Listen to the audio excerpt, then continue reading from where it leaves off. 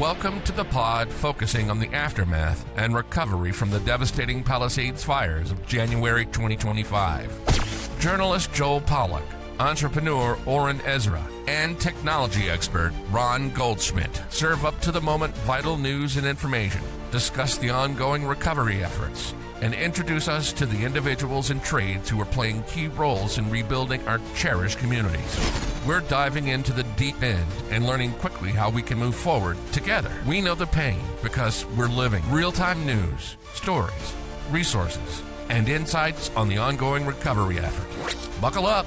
We're three homeless guys.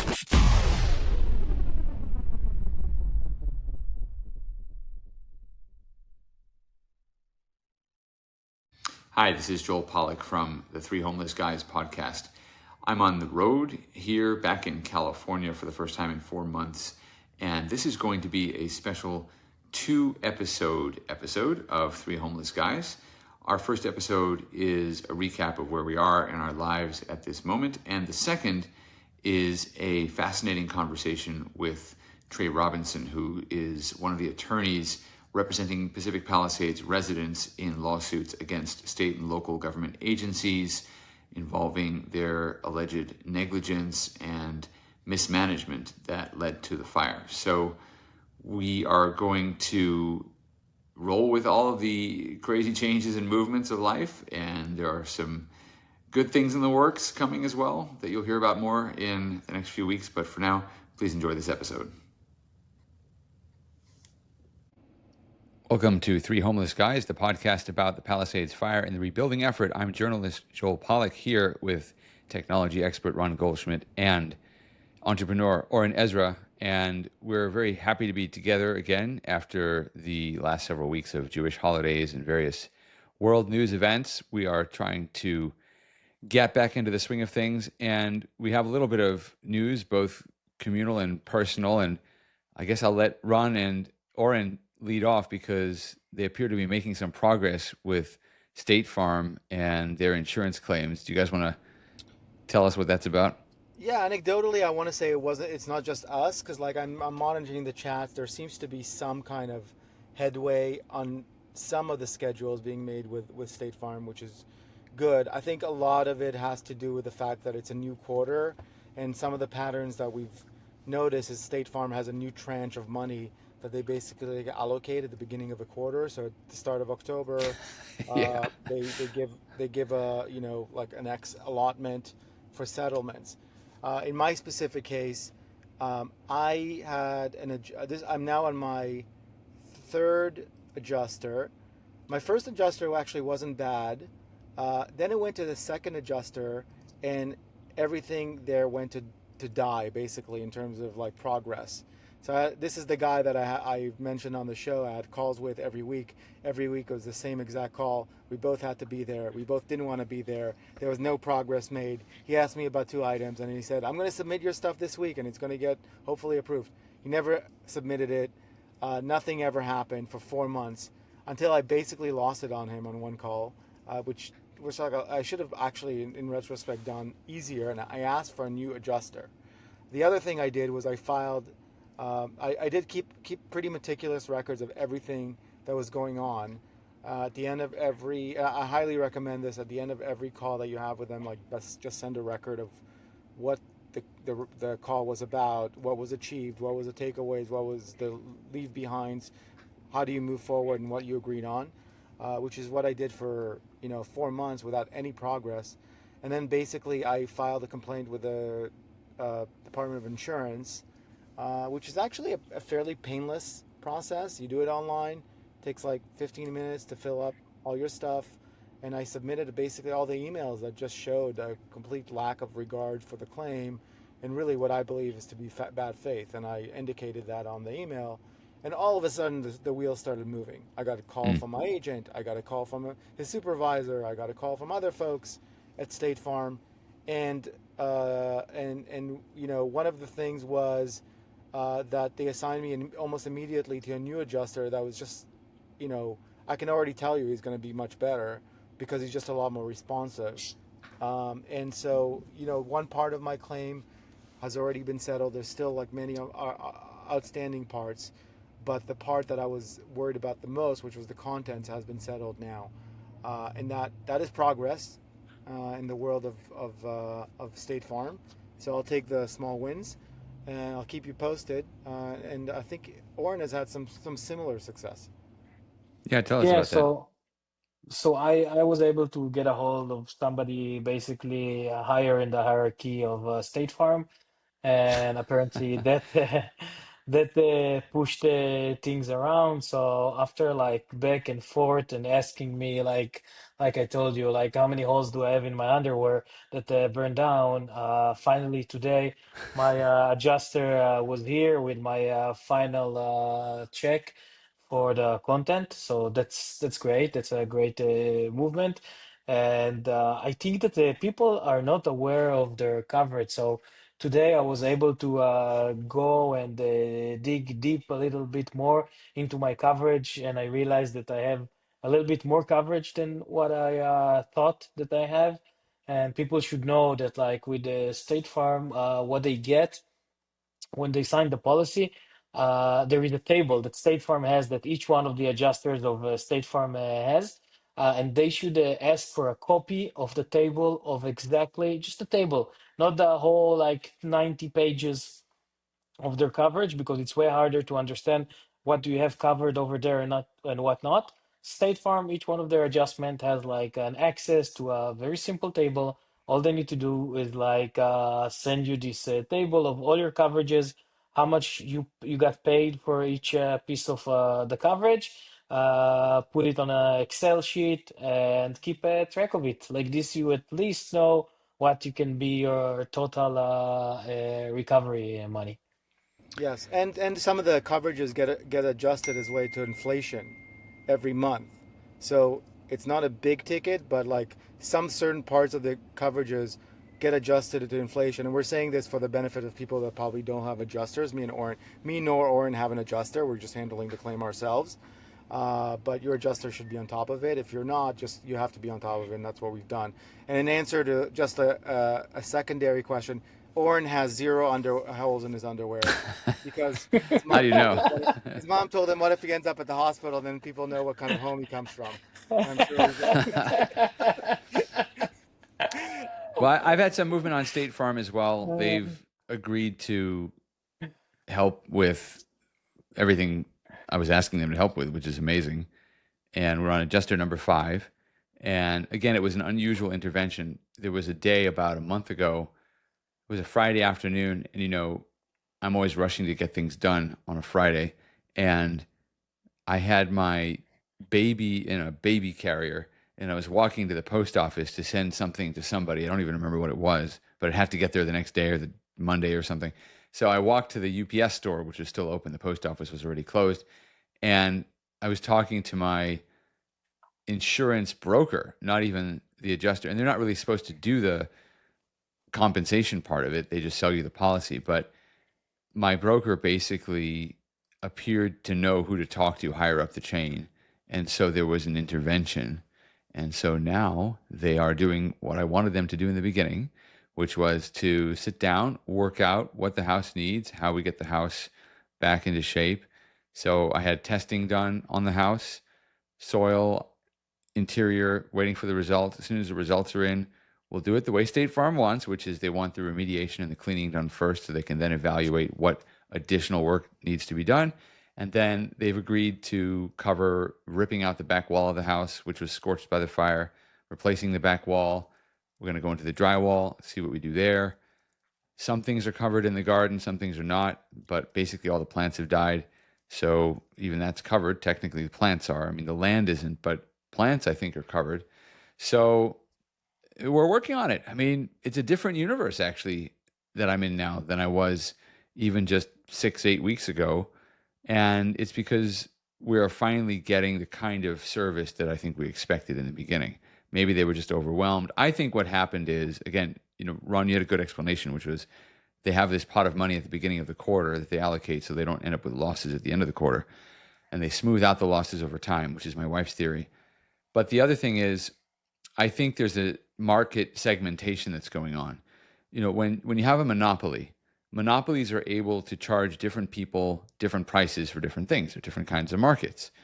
So what State Farm, which is part of an oligopoly, really, just a few sellers in this insurance market, what they're able to do is to separate out the different kinds of customers they have. They have some customers who just want to walk away as soon as possible, who just want the cash, and they'll take the lowball offers for whatever reason. Maybe they are in a desperate situation, or maybe they're going to sell the lot, whatever it is. They're not so worried about what kind of alternative living expenses they're going to get. They're happy to live in a hotel for a while, whatever it is. So they identify those people and they move in on those people with the lowball offers, but they're giving lowball offers to everybody. And then if you make it through that horrendous experience and you are still sane, then you get to a different level of analysis and so on. And I think right now we've hit the level where, okay, so you are the customers who really care about your homes, sort of, or whatever. I'm sure everybody cares about their homes, but you kind of made it this far in Survivor, and now you get the service that we reserve because we can't, do this for thousands of people. We just can't or won't or whatever. But I don't know what the explanation is. I do think there's a market segmentation going on. Totally agree with that, Joel. And there's also another piece of this puzzle, which is the more you go down the funnel of people that survive the State Farm circle of hell, the higher the chances are for bad faith claims, which is like what the people that survive, that cohort that survived till now, they're the pissed off people. So like they're the most likely to bring on bad faith claims, which are going to cost State Farm money, whether to defend or to settle. And so they have at some point, there's this matrix in which it makes sense to settle. And now I think is that time. And just one more thing, like I think has been true for all of us, is like, it's really about competency also. It's like Elon Musk said, if you don't care and you're incompetent, you're in really bad shape, right? Like, and I think that's where a lot of we're stuck. A lot of us were stuck there. Yeah. I got a new adjuster, and it's been night and day. Yeah. And just the competency, never mind like the willingness to help, but like the competency is just there now. And so there's somebody to talk to every week. So, and you're allowed to ask for a new adjuster, by the way. I didn't even know that. So a lot of people just got volleyball to another adjuster. Mm-hmm. If you're not happy with your adjuster, you're allowed to ask for another one. So if you're stuck with your adjuster, at least from my experience, ask for a different one. Interesting. Well, there are some other interesting things happening. I heard from one of our neighborhood block captains that the city of Los Angeles, which has been very slow with permit applications and permit approvals for rebuilding, is now going to speed it up, but not for a good reason. I mean, it's good for residents of the Palisades, but the overall reason is bad. And the overall reason they're able to do this now is that there's so little building going on in LA. The construction and new home building and all of the other things you need to keep an economy going, they're so slow in the rest of LA that they now have bureaucrats in the city administration who have the time and capacity to handle the Palisades permits more quickly. So there are people who are going to shift focus within the city administration to the Palisades. That should have happened a long time ago, but anyway, they're going to shift now, but that's only because things have ground to a halt. And I'd actually read this in other places, that LA is suffering this crash in new construction, new housing. It's just a nightmare. And there are many reasons for it. One of them is that Hollywood in particular is having a really bad time. I went to my high school reunion a couple of weeks ago in between all the Jewish holidays, and I met a classmate who had worked on Hollywood shows below the line doing various crew things for 20 years. And he did well enough during the golden age of television, which wasn't that long ago, all of the streaming shows and everything. He did well enough to buy a house near the studio in Culver City. And he has had to sell his house because there isn't enough work for the talent that's in LA. And I read in the Wall Street Journal a story about a guy who won an Oscar for sound engineering who hasn't worked in 18 months. And Hollywood is imploding at the moment for a variety of reasons. One of the big ones, they say, is the strike that happened a few years ago, the writers' strike, which went on a long time, and convinced the studios they needed to invest in alternatives, whether that was production in Vancouver or AI or other sorts of workarounds to get around writers and get around human beings as employees. And even though the settlement of that strike was supposed to deal with some of these issues, obviously it's had a huge impact on the industry. So there is a big problem in the entertainment industry in LA, and there are other problems. Measure ULA, which we've talked about, which is this so-called mansion tax, and it applies to any building, not just a nice mansion, but multi-unit apartment buildings, medical professional buildings that you might see in your community that might be built, anything that has a value at market over, I think it's 5.3 or $5.4 million right now. They charge a massive surcharge tax on it. So it's caused the real estate market to dry up, and it means people aren't investing in new construction. So there's this general slowdown in the rest of LA, and so Palisades will be getting more attention from the permitting departments. I mean, it's a terrible reason because we're also part of LA. We're part of this economy. It's not good if things are slowing down and not working, but I guess it'll help people who just want to put the wood frame up and get the house going. And, I hope people can do that. But, the city continues to suffer from all the things it's suffered from for a while, and which I'm sure we'll talk a lot about over the next year. So I actually want to mention that there was a good thing that happened in the last couple of weeks. Lindsay Horvath, Supervisor Lindsay Horvath, held a town hall meeting, and I think she was great in the town hall meeting. She asked like some very hard questions. The people that are giving away, the permits and all the departments were there, and I think it's connecting to what you just said, Joel. You can see that like there is people, bureaucrats that are sitting over there that doesn't want the city to get rebuilt in a crazy pace. And I can tell you that I asked few questions as the supervisor, a few questions ahead of the meeting, and she asked everything, and everything was answered. And she asked it like on the meeting there. She asked for people to approach her office if they get stuck with the permitting. And I know that a couple of people have approached her office, and she's been trying to help them. But again, I think that the problem, like we keep on asking the questions, where's the problem? The problem is in the leadership. The problem is like where exactly the problem lays. And I think that the problem, yeah, maybe it's starting with the leadership, but then I think is we're not holding accountable not the people that we necessarily like vote for, but the people that sit in the offices over there, the Yeah. people that are sitting in the the permitting office. I don't. This is people that are sitting there for like 20 years, 30 years. I think I mentioned it once in one of the podcasts. I have a friend that built his house in a neighborhood next to somewhere in the valley. And when he came to get the permit for adding 1,000 square foot for his house, the guy in front of him asked him, "Why do you need another 1,000 square feet for your house?" He looked at him. He's like, "I have four kids. I have a 2,000 square foot house. I need at least like a room for each kid." And the guy sitting in front of him told him, "I grew up in three brothers in one bedroom." That was the answer. And sometimes I feel that this is the approach. I'm hearing from a lot of friends that build in LA that sometimes this is the approach. Like it is what it is, and you will get like you will submit your plans. And after one revision, they'll tell you, okay, you have 10 corrections. You fix the 10 correction. Second revisions come, you get another 10 correction. Uh, Third correction, fourth, like people going through 8 or 9 corrections, which is like nobody hold accountable the city or the people that are approving the plans. And I think that we have a problem over there. And this is not just like LA County or the Palisade or LA City. I think a lot of places in California having the same issues. I'm talking to a lot of builders and architects from all over California.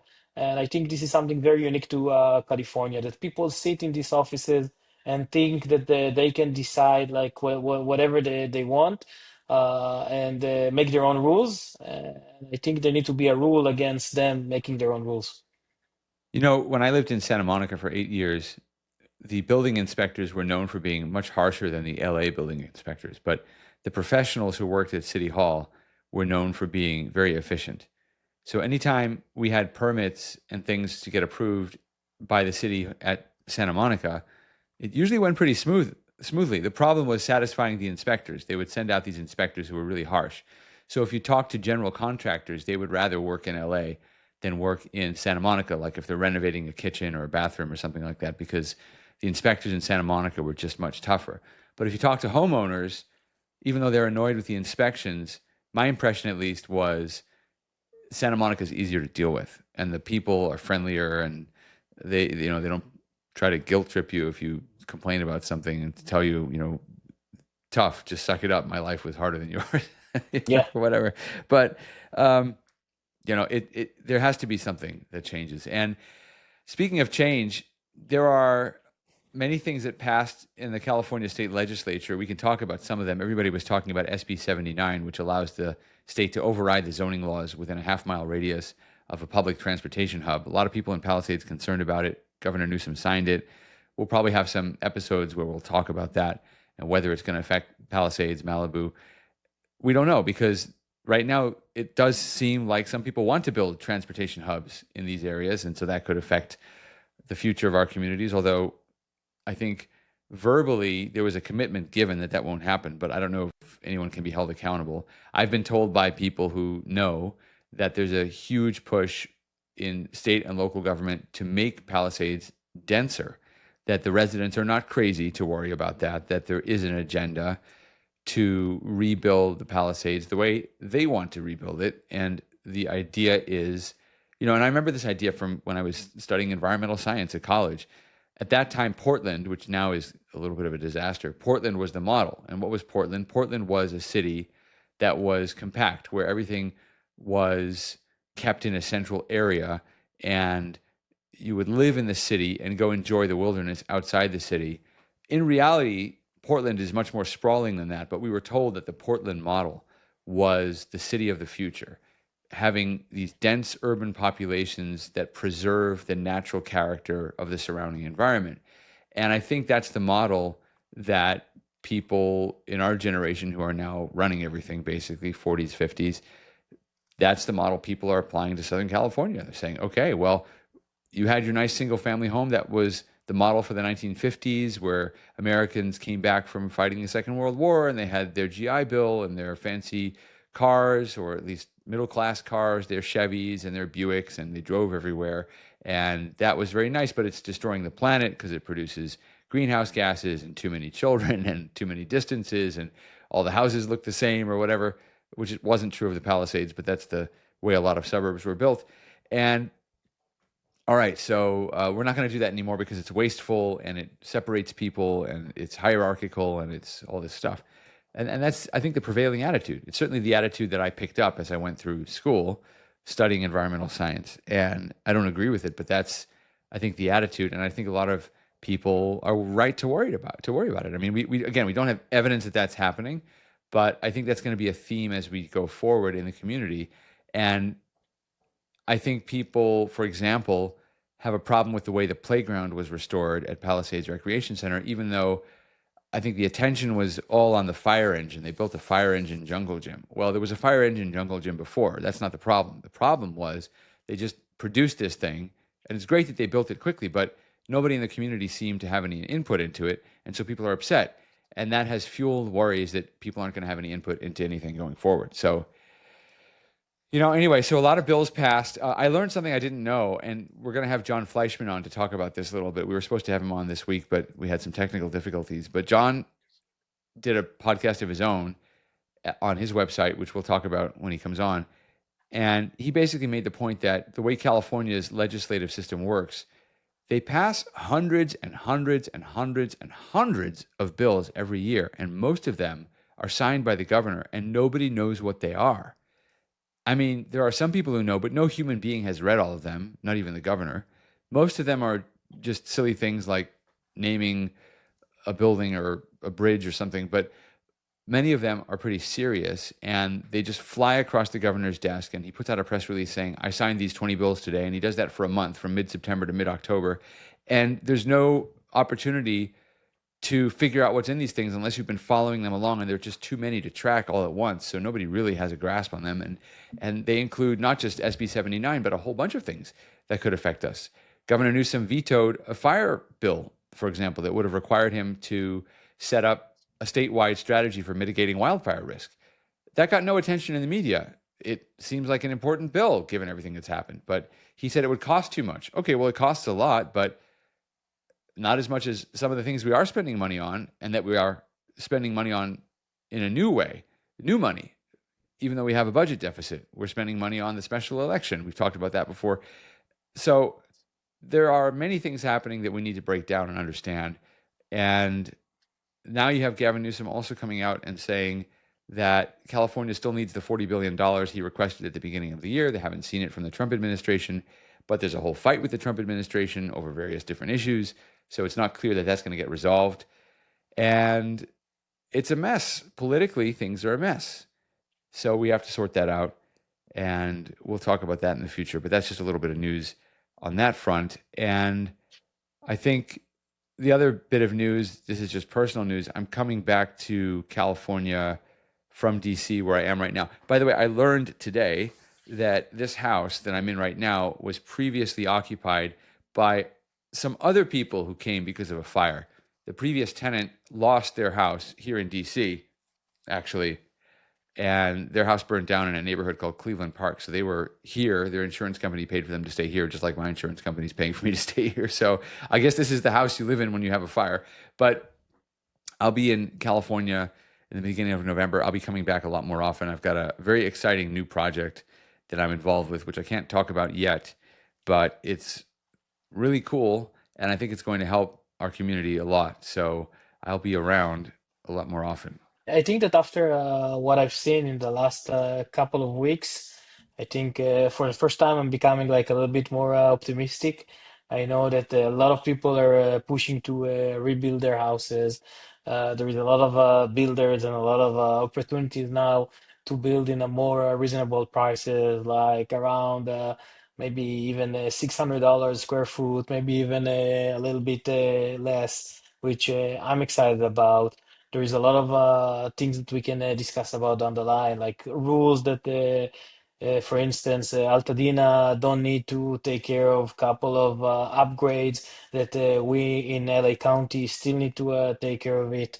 But in general, I think there is a shift, and I'm really hoping that the bus station is not going to happen in the Palisade, and a lot of things that we talked about, we can stop them.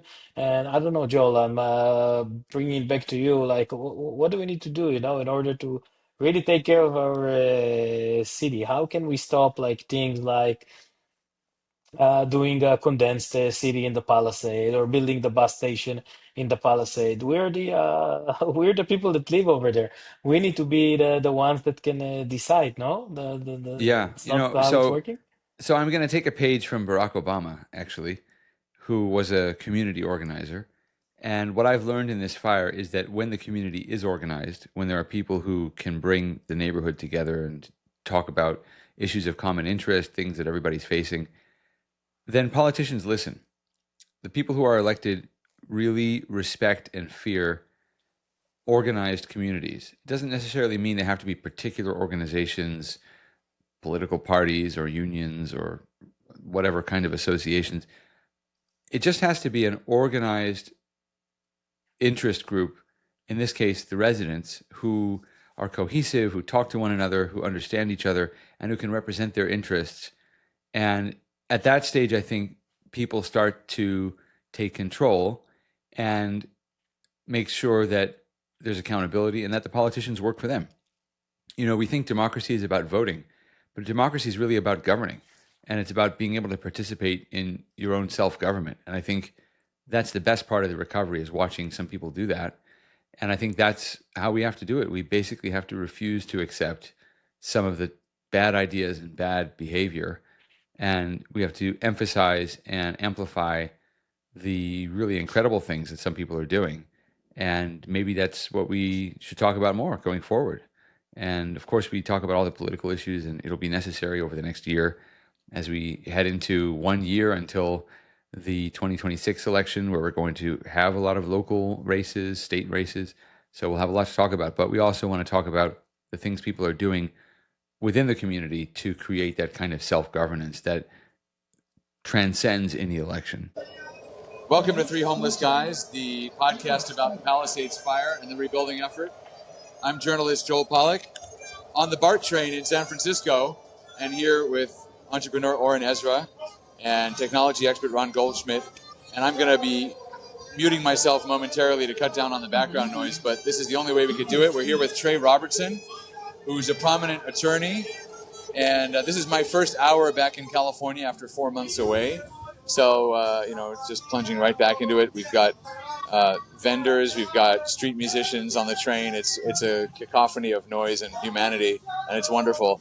But Trey is representing our neighbors in the Pacific Palisades and Malibu fire burn area. And Trey, I'll let you introduce yourself and tell us about the work you're doing and what cases you're working on.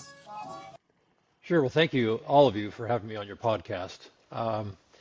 Sorry to meet under these circumstances. All three of you lost your homes, I understand, in the fire. I still have mine. Mine survived, but it's damaged. Okay. So I'm Trey Robertson. I've been appointed by the court as what they call Co-Liaison counsel. The court appoints a handful of attorneys to lead the case because there's over 10,000 victims of the Palisades fire.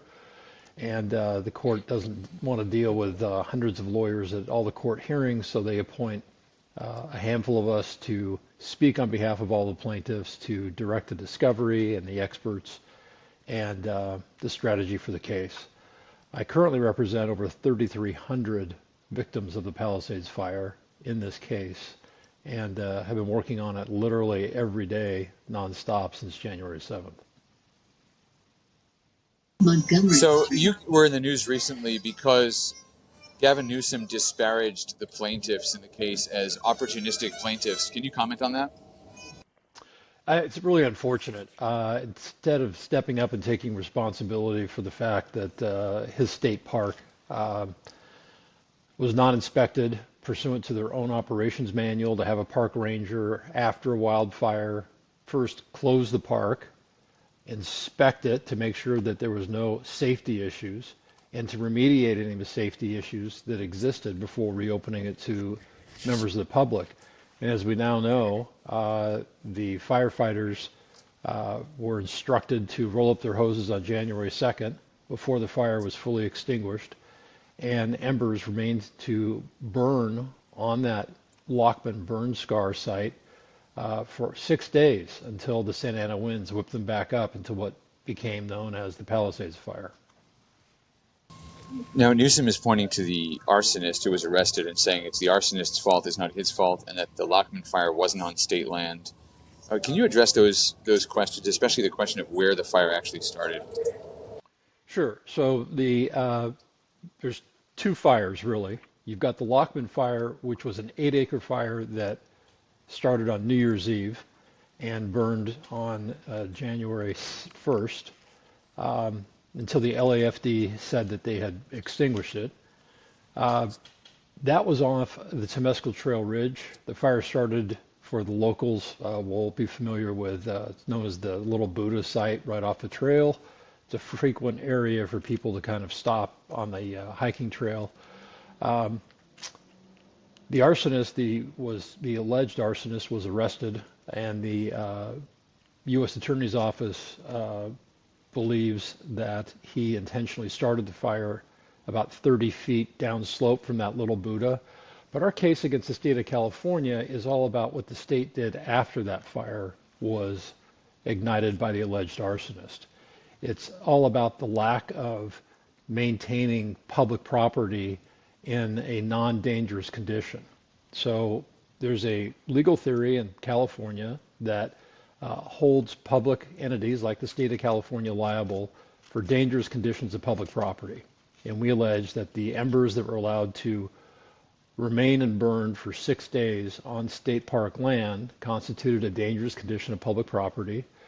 The state park Service had 6 days to inspect their property to make sure that that dangerous condition no longer existed after the fire. And what's really egregious here is that, one, this area where the Lockman fire happened and these embers were burning is readily accessible.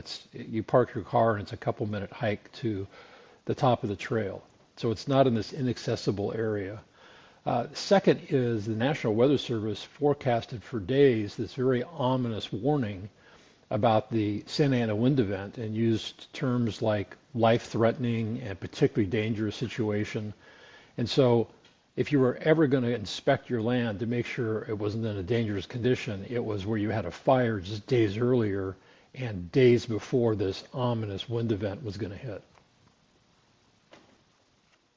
So I haven't heard it before, but do you mean that like they were told to you said something before that they were told to take their hoses and leave the area, although they were supposed to stay over there with their hoses open and put down every little fire that starts, right? That's what you're saying? Right. So there was a story that broke this morning from the LA Times where they had reviewed text messages from firefighters that were actually at the Lockman burn scar site on January 2nd doing what's called mop up, where they go around, they dig up any remaining vegetation, get down to the root structure, make sure that there's no hot spots or embers still left, and then extinguish them. And these firefighters, and some of them now have come forward and contacted us as well, have said that they were doing this mop-up. One firefighter explained that he used his shovel and he dug up the roots of a manzanita tree that had burned. And as soon as he pulled up the roots, which were just a few inches below the ground, he saw red-hot coals that were still burning in the root structure. And the battalion chief walked by and told them, that's good enough. Roll up the hoses. We're leaving. We're pulling out. And all of these firefighters that we've talked to are so upset because they wanted to do their job, but their boss told them, hey, it's good enough. We're leaving. Hurry up. Roll up the hoses. And they said that when they left, there was smoke still coming out of the ground. And we know this because there's a video taken by a hiker at 11:30 in the morning on January 2nd that shows smoke still coming out of the ground. And the firefighters were gone. Trey, to those uninitiated in the different lawsuits that are happening, can you just give us like a clarification on like what are the different lawsuits? I know that you can speak to your own, but like who are the defendants in all of the lawsuits? Because we've heard about defendants are like the utilities, LADWP, it's the state. Like, can you just as a baseline clarify what the different lawsuits are and who the defendants are? Sure, great question. So we filed on October 8th what's called a master complaint. The court ordered us to prepare that and file it, and it's going to be an umbrella that each individual plaintiff can then adopt and say which defendants they want to sue. But that master complaint names over a dozen defendants. So you've got LADWP, which is an agency of the city of Los Angeles. You have the state of California that owned the land at Topanga State Park where the fire started. You have telecommunications defendants, telephone companies, cable companies that we allege strung their communication cables on DWP's wood power poles, overloaded those power poles, and we have evidence that dozens of these power poles snapped in the wind during the fire. And because DWP didn't shut off the energy to their lines, those energized power lines then fell over homes and on the ground and ignited additional fires. So we've sued about 3 communication defendants as well. We've also sued Southern California Gas Company for not shutting off the gas because, as we've seen in the videos from news crews and homeowners, as the fire was burning down homes, the gas meters would explode. And that would just exacerbate and help the spread of the fire. We've also sued Southern California Edison Company because we have evidence that their wood power poles on Pacific Coast Highway caught fire and collapsed, and those flaming wood power poles fell into some of the houses on Pacific Coast Highway in Malibu and caught those houses on fire. We also have sued two other water districts, the LA County Water Works District 29, which provides water service to homes in the unincorporated areas of Malibu. Those fire hydrants ran dry during the fire as well. And we've also sued Las Virgenes Municipal Water District, which is the water provider for the Big Rock Mesa and homes on Las Flores Canyon area, because those fire hydrants ran dry as well during the fire. So when your firm, is it in the same swim lane as the other lawsuits that are happening at the same time? Let's say the Boyle lawsuit. Yeah. Is it, So is Kevin that, Boyle can you, is one of my co-liaison counsel, and we're leading the case together, along with Peter McNulty, who is Spencer Pratt's lawyer. And all of the cases that are filed have all been consolidated together in one group, and this is what's called a mass tort case. So you'll have thousands of individual lawsuits that will all be joined together for the purpose of going through the court system as a bundle. So all of the deadlines will apply to all of the cases. But when it comes time to either try those cases or settle those cases, they'll be done separately. They still remain their separate identity. It's not like a class action where everybody is suing for the same thing and there'll be one pot that's divided up amongst everybody and everybody gets the same recovery. That's not true here, because in a wildfire case, everybody's damages are different. Joel's house didn't burn down, but it was damaged by the fire. Your house burned down, and the cost to rebuild your house is different than the cost to repair Joel's house. So each plaintiff has their own damage claim. So understood. they're going to be like 10,000 different claims after Yes. and each one what will have like a adjuster, like the insurance that will have to like show his loss. Right. So what we do is we hire experts, and all the other lawyers will do the same thing, is they'll hire experts to come up with your damage claim, and that'll be the cost to rebuild your house if it burned down, repair it if it was just damaged by the fire, remediate if it was just damaged by smoke and soot, landscaping. You'll also have, in addition, your temporary housing costs. We call it ALE, your additional living expense, right? So if you lost your house and you couldn't occupy it and you had to rent or lease another house, those damages are recoverable. Some people had loss of businesses, and so lost profits have to be calculated for the number of years it'll take to get that business back on its feet. So there's a number of different components of damages, and we use experts to help us calculate all of those for our clients. So, for instance, let's say that my house was worth like $1 million, and my extra living cost was $200,000, and my everything I had in my house was $300,000. So I have 1.5, and my insurance gave me the full amount, 1.5. Do I get to claim this 1.5 again from the lawsuit, or it's only whatever the insurance didn't pay me? Right, so it's the difference. So you can't make a double recovery. So the defendants will be entitled to an offset or a credit for whatever you receive from your insurance company. My experience is that all of my clients, and this is probably the 12th wildfire case I've handled here in California, nobody's fully insured. On average, people are underinsured by 30-40% or more. Here in the Palisades, it was very unfortunate because State Farm and many other insurance carriers had dropped coverage or not renewed coverage for a lot of people. So many of our clients had zero insurance on the day of the fire. But there's also certain damages that are not covered by homeowners insurance, and that includes your emotional distress claim. That includes a wrongful death claim. We represent 7 families who lost loved ones that burned to death in the fire. So those types of damages are never covered by a homeowner's insurance policy.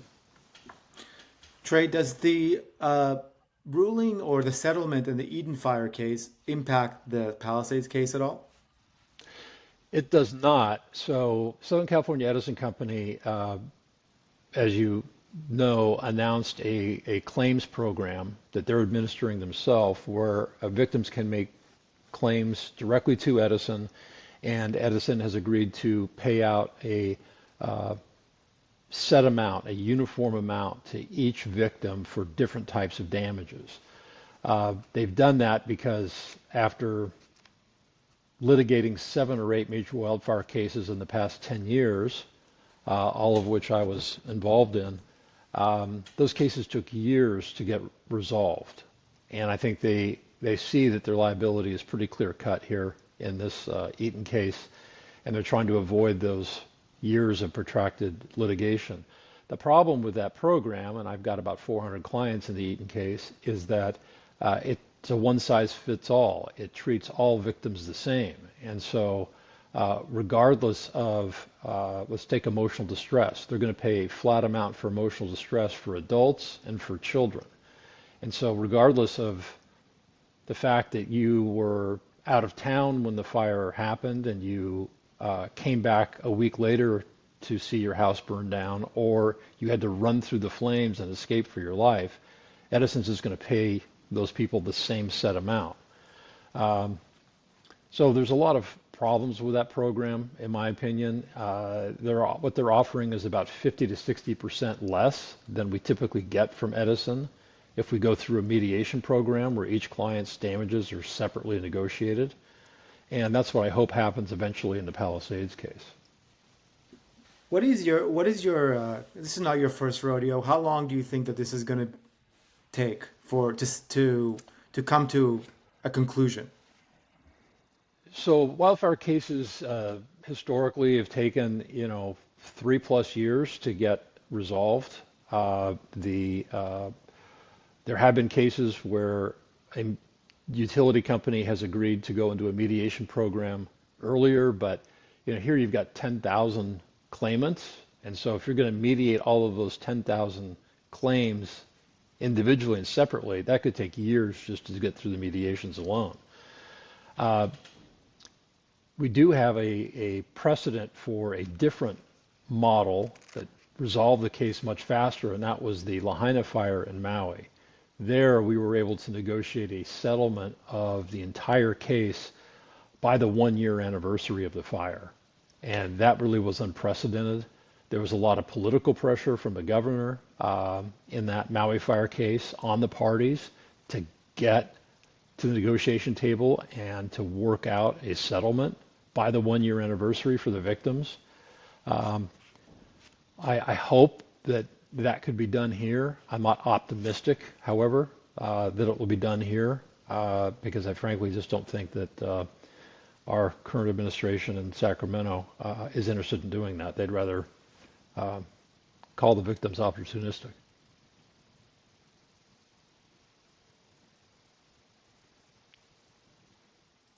So basically, what's happening right now is like all the lawsuit that all of us claim are being handled together.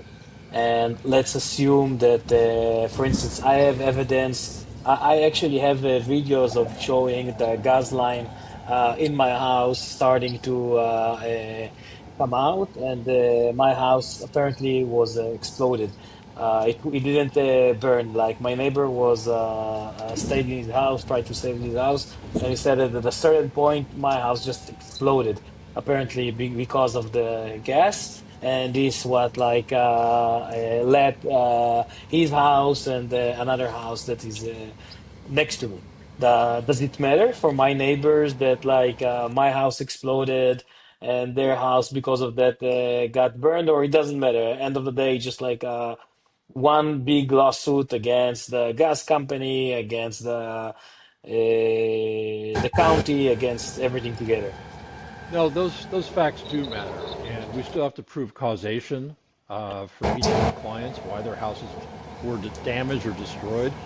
So if your neighbor's house was destroyed because of a gas explosion, that's very relevant for the claims against Southern California Gas Company. Other people may not have had that experience, and so may not decide to sue Southern California Gas Company.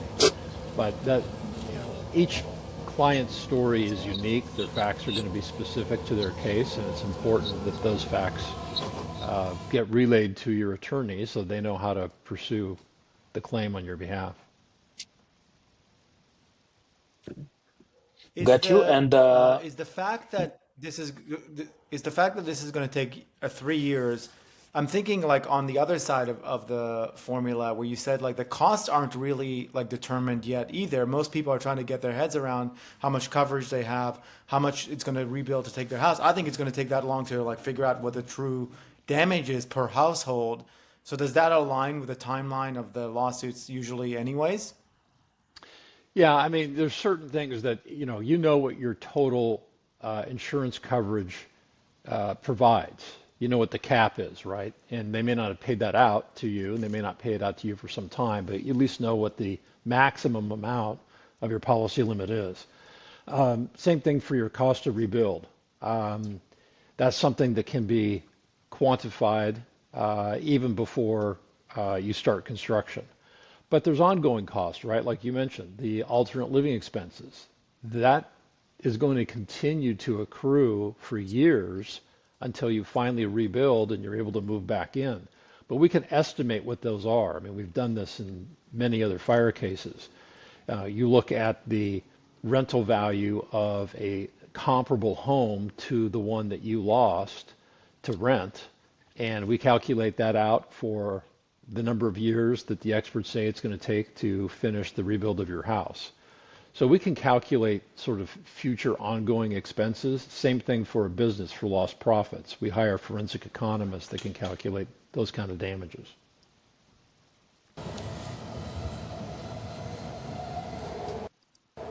Trey, can I ask you a question about the text messages you mentioned from the LA Times story? Yeah. Are you able to subpoena those? Are you going to be able to look at those when you prepare your case?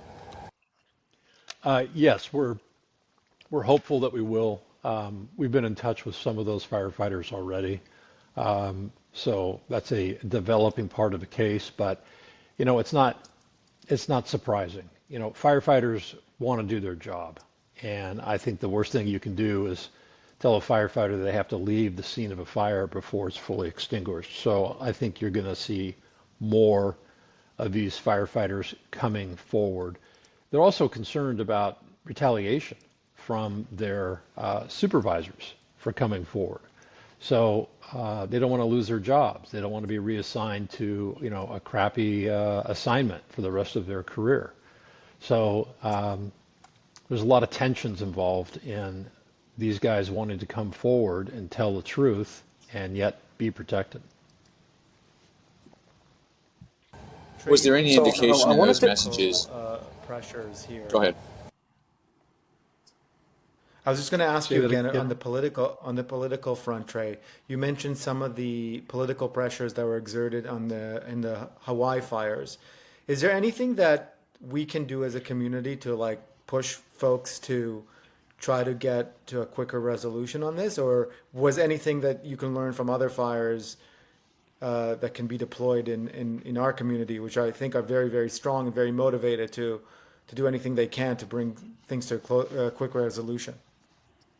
Sure. So, I mean, the fire is not good for local or state governments either. You've got a huge loss of property taxes. When all of these 6,000 plus homes were destroyed, you have loss of sales tax from all the businesses that were destroyed and are out of business right now. You have loss of revenue to the school districts because students have now had to relocate and enroll in other schools outside of the area because their homes were destroyed. So there's this huge loss of revenue to the city of LA, to the state of California, to the county of Los Angeles. So the smart play, in my opinion, would be for the political leaders to exert pressure on the players, the defendants, to come to the table early and start trying to negotiate a resolution.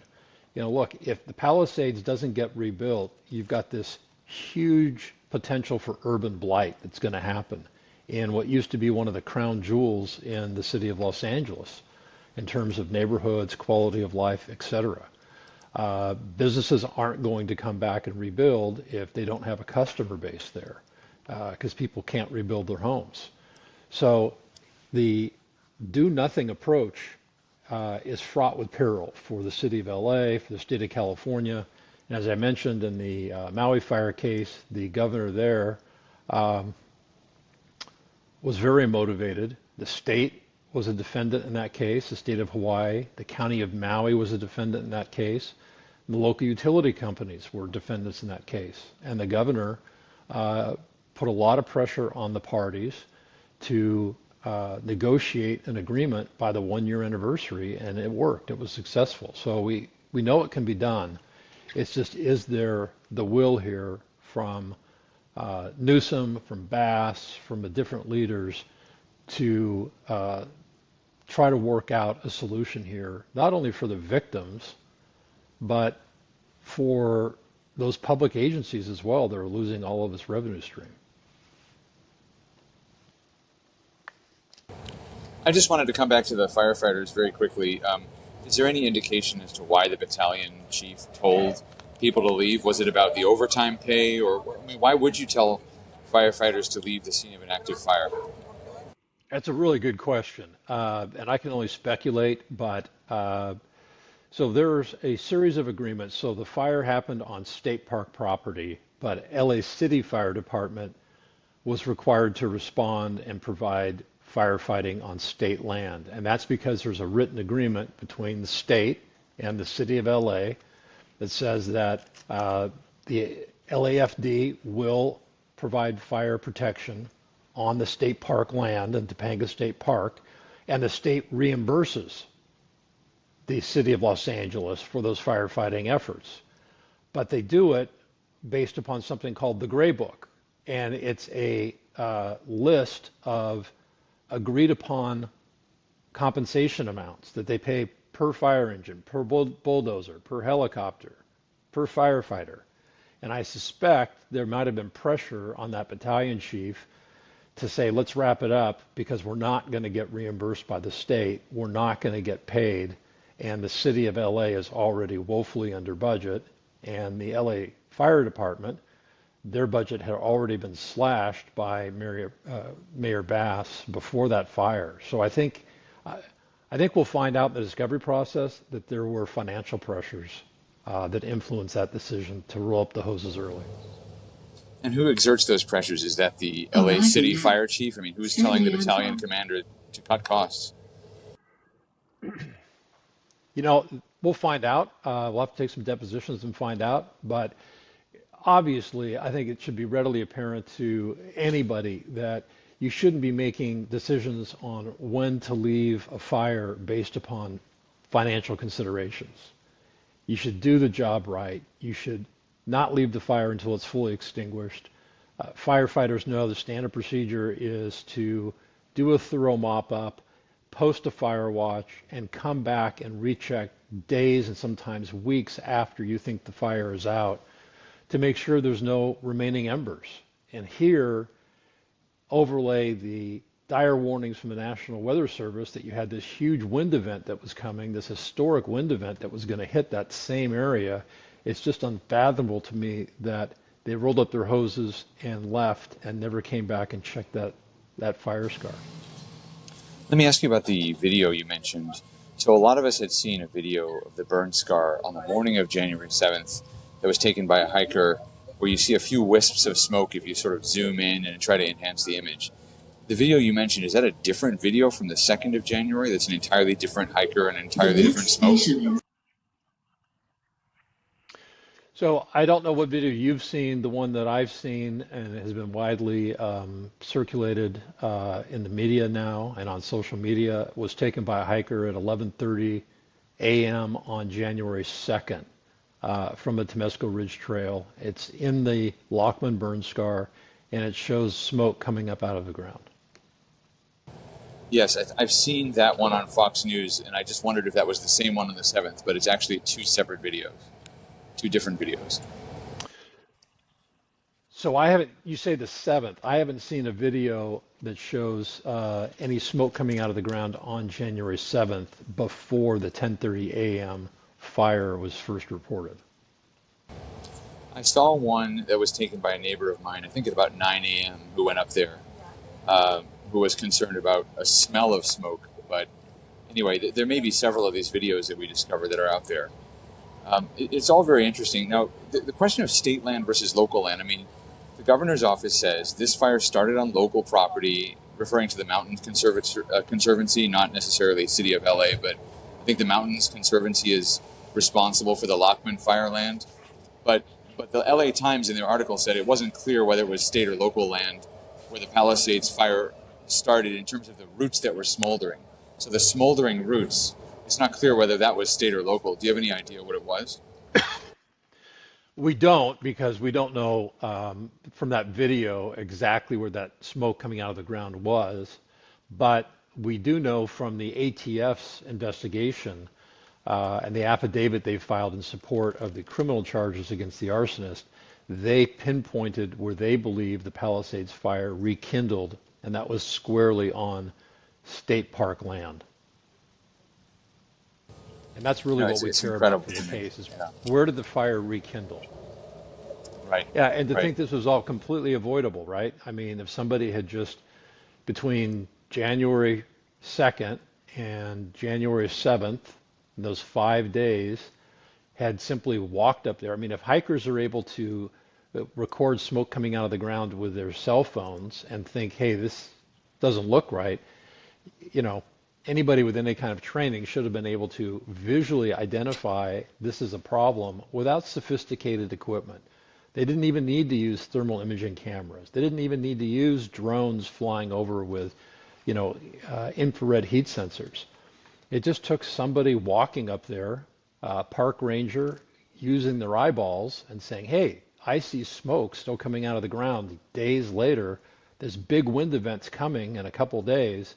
We got to get people back out here, and we got to fully extinguish this fire. Now, the mayor and the governor have said that they deployed enough people. The governor points to a press release where he said, well, we had something like 15 trucks and 150 firefighters all over Southern California. But of course, none of them were there. I mean, do you have any idea why they didn't send people to the site of a fire that had just happened less than a week before?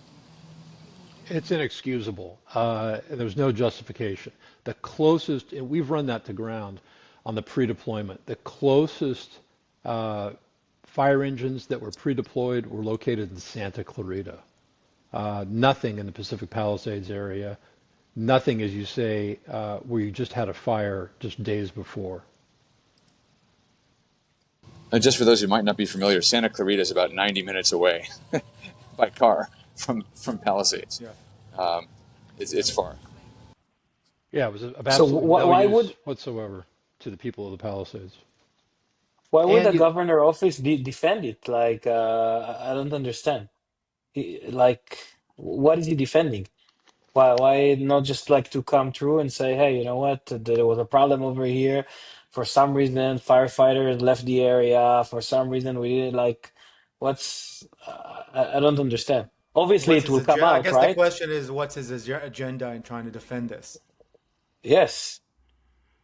Yeah, I mean, it's really indefensible. And it's not only, you know, that there was this huge wind event coming, but you add to the mix, the deadly mix, that the LADWP had drained 117 million gallons out of the San Ynez Reservoir, which is right close to where this fire happened. Both fires happened. So you had all this water that should have been available for the fire hydrants to fight a fire if it happened was gone.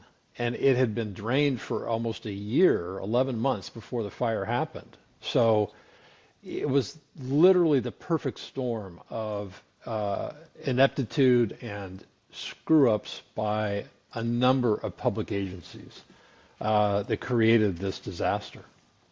So do you think like he's trying to defend this because he's trying to protect his minions, so to speak, like, you know, or is it just he's trying to shirk responsibility because he thinks like people will blame him if they find out that the incompetence runs so deep in California? Well, I think it's two things. I mean, he's not been shy about the fact that he plans on running for president. And so I think that he thinks that this could be a huge black eye to his political aspirations, but also it presents a huge financial risk to the state of California. I mean, they may have to pay out. You've got property damage alone that's in the tens of billions of dollars, not to mention the personal injuries and the wrongful death that were caused by the fire. So, yeah, it doesn't look good. But if he was really interested in helping the victims, he'd be out here working all of the stakeholders to say, let's come up with a solution. And instead, he's calling them names, and he's calling them opportunistic and acting like it was their fault that their houses burned down. It's really shameful.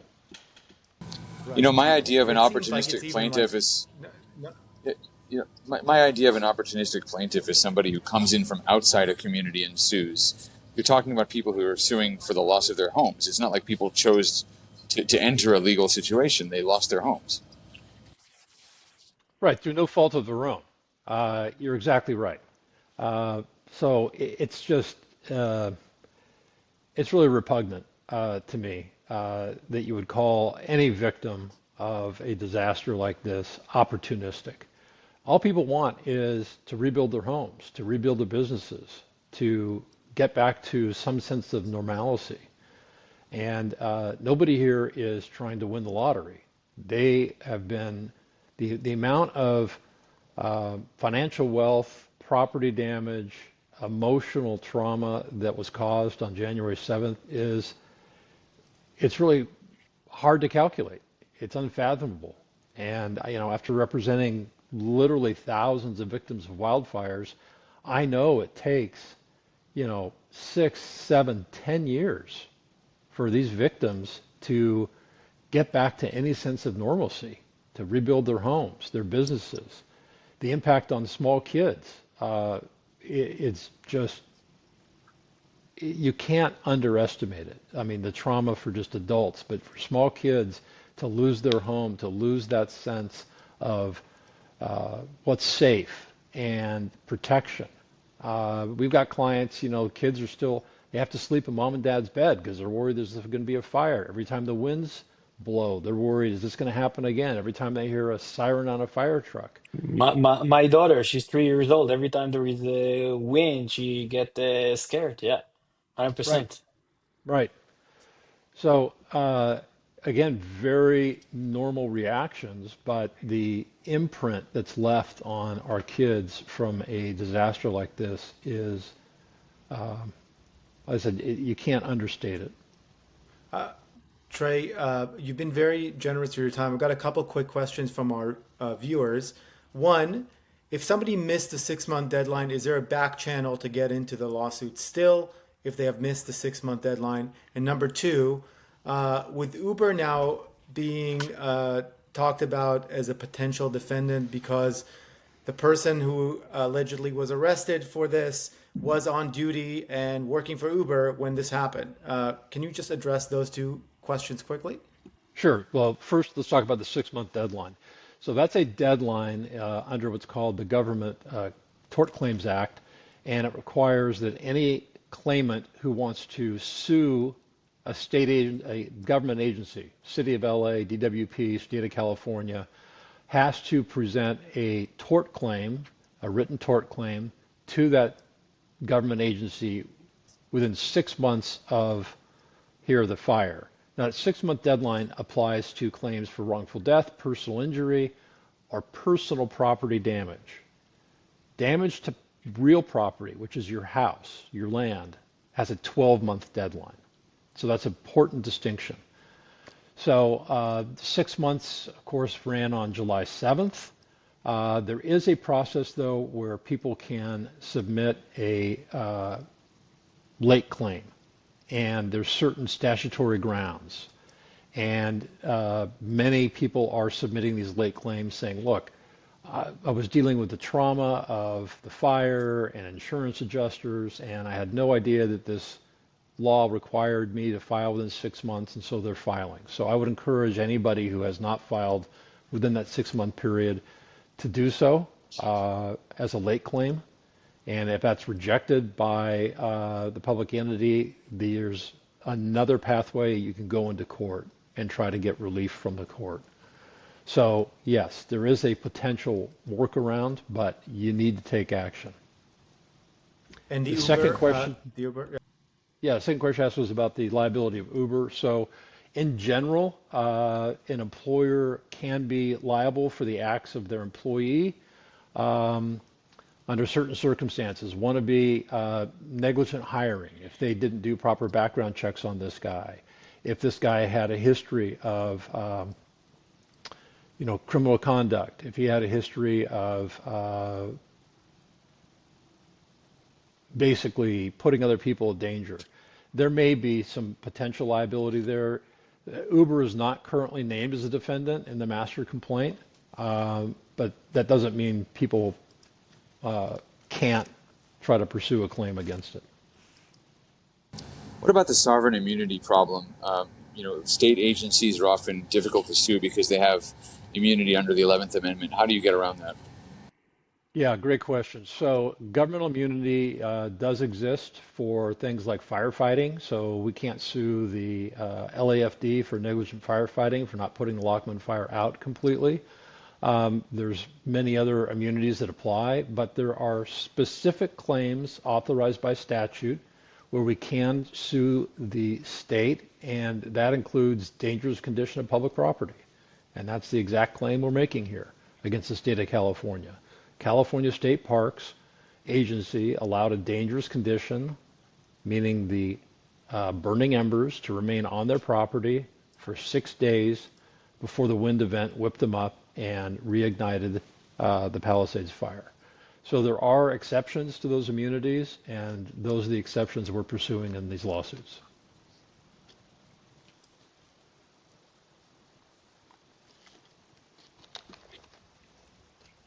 Maybe just one final question on the politics of it all, Trey.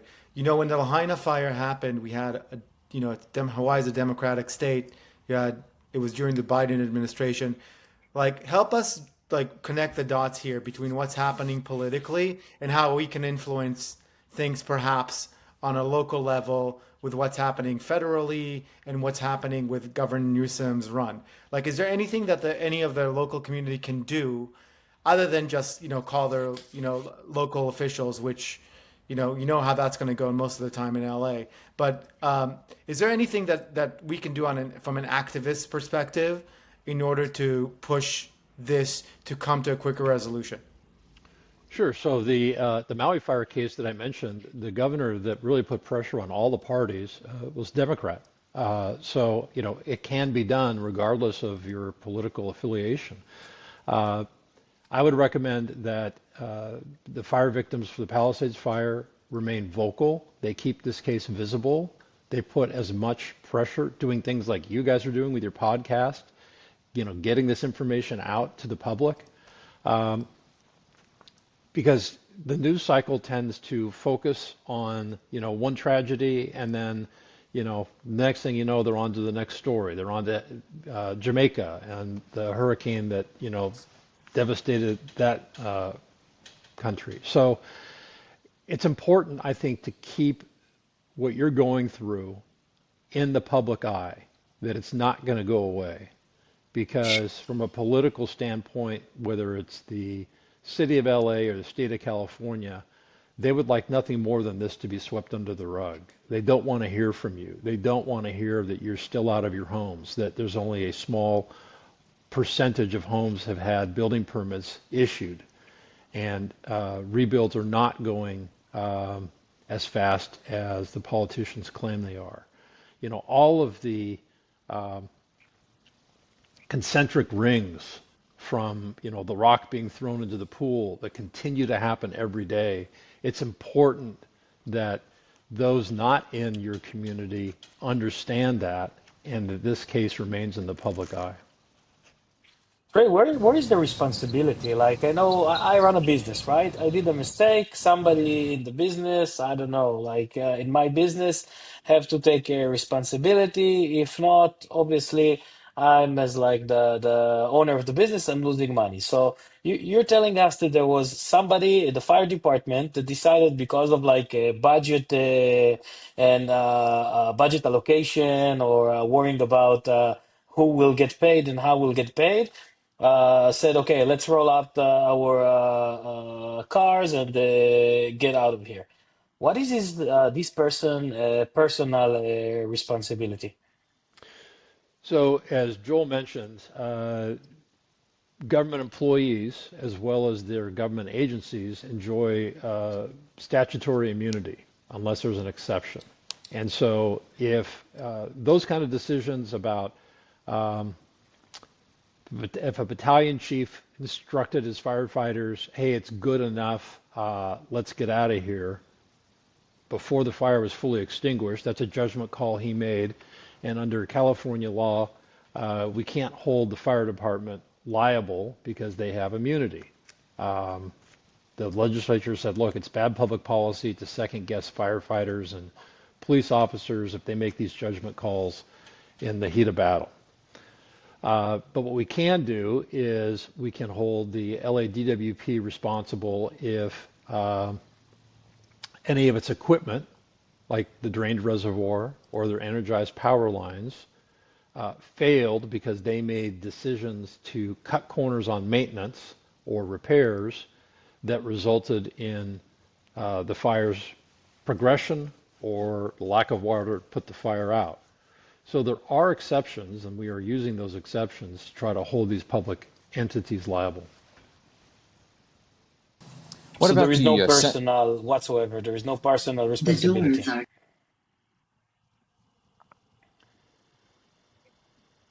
I'm sorry, I couldn't hear that. You guys talked over each other. Sorry, I'm saying that, so no matter what, so there is no personal responsibility. Yeah, there's no individual responsibility. We can just hold their employers, the public agencies, responsible. Okay. The question I was going to ask, ahead. no, it's okay. How about the Senate investigation? Are you in touch with Senators Rick Scott and Ron Johnson, who are looking into the fire and its origins? And I know they've sent requests for records to Los Angeles City. Are you in touch with them at all? Yes, they've contacted us, and we've provided all the documentation evidence that we have to them. That must be a substantial amount. You've got thousands. I'm sorry, go ahead, Joel. I'm just saying that must be a substantial amount of documentation if you have thousands of clients. I mean, I imagine a lot of people are able to give you evidence or at least a perspective on the impacts, if not the causes. Sure. So we provided, obviously, all relevant videos, photographs, statements from our clients that would help, that are relevant to their requests. But we also do a tremendous amount of investigation on our own and with our experts. So, everything that we have uncovered, we have provided in response to those requests to the ATF. We sat down with them, with the U.S. Attorney's Office. We sat down with them. They asked us to share what we had, and we've done the same thing now with this Senate investigation. I only have one more question, and you've been incredibly generous, as Ron said, and we really want to have you back again as the case progresses. But you've worked on other cases. How would you compare this to other cases? Better or worse, different? Have you seen this level of public mismanagement in other cases? How would you look at this in perspective? So the Palisades Fire is unique among other wildfire cases I've handled in the western United States because it was I call it a cascading effect of failures by multiple public agencies. Normally in a wildfire case, you'll have a power line goes down, and that's the start of the fire, and so we're focused on one utility company, for instance. Here, though, we know through our investigation and the evidence that there was a series of failures. You didn't have any water in the San Ynez Reservoir. As a result, the fire hydrants ran dry. DWP tried, but because their equipment was so antiquated, they tried to turn off the power after the fire started. They couldn't, and so energized power lines, when the poles snapped, fell to the ground and started additional fires. Other neighboring water agencies, their fire hydrants ran dry as well. So there's just this sort of cascading effect, and all of this is triggered off of after the arsonist starts the fire. It has nothing to do with what the arsonist did. It's after the fire started, all of these public infrastructure systems failed, almost like dominoes. And the result, as we all know, was catastrophic. As far as the anger, I've never seen the level of anger from a community as I've seen from Pacific Palisades, and rightfully so. In prior wildfire cases, a lot of people have said, okay, Malibu, burns every few years, and so it's just kind of a risk of living here. But Pacific Palisades, this was an urban area. This was not, Topanga Canyon, where people are building in what we call the wildland urban interface. Almost all of my clients have said the same thing. They said, look, we pay property taxes. We expected that if there was a fire, the fire department would show up. There'd be water in the fire hydrants to protect our homes. We never expected that an entire community would burn over a 3-day period and there was no water to stop the fire. I mean, I was there on the second day of the fire in the Palisades driving around, and there was no fire trucks because there was no water in the fire hydrants. And I watched the fire burn from house to house to house until entire blocks were leveled. That is a level of incompetence and disaster that is really unprecedented in all of my prior wildfire cases. Yeah, Trey, we had we got an email last week from a viewer who said that we should stop referring to it as a wildfire, and we should start referring to it as an uncontrolled urban fire, or you wanted to rebrand the whole thing. And I kind of agree with him that the wildfire gives the implication that it was wild and uncontrolled here, as opposed to the cascading sets of failure that you described. Yeah, so the Palisades Fire started as a wildfire in Topanga State Park, and after about an hour and a half, it transitioned into what's called an urban conflagration, where then it's just structure to structure fire in the city, in town, on Sunset Boulevard. You're out of the wildland area now. You're now into densely populated urban communities where the fire is transitioning structure to structure. And that's the classic example of an urban conflagration. And that's exactly what happened here. Well, this has been really fascinating. I want to thank you for your time. I think we're at the end. We got to have you back, though. And of course, you can see I'm at the end of my train ride as well. But good to be back in California. And Trey, where can we find out more about the progress of the case? So reach out to me. I'm happy to give you updates, or for your viewers, if they've got their own attorneys. We put out a monthly newsletter to all of our clients and update them about what's going on. I think other lawyers are hopefully doing the same thing. But like I said, feel free to reach out to me from time to time. I'm happy to give you updates. I appreciate you having me on, and I wish all of your viewers the best of luck through this process. And just give us your law firm's website one more time.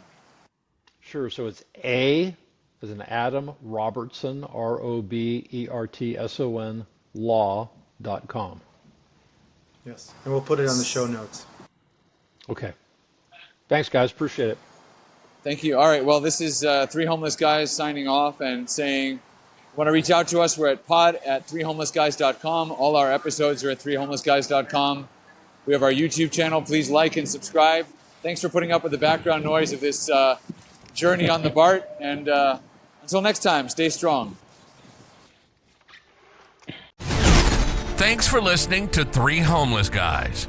If this episode hit home, please subscribe to our channel. Check out threehomelessguys.com for RSS feeds to your favorite streaming service. Follow us on social and share this with a friend who needs to hear it. Drop us a review or shoot us a message at pod@threehomelessguys.com. We'd love to hear from you.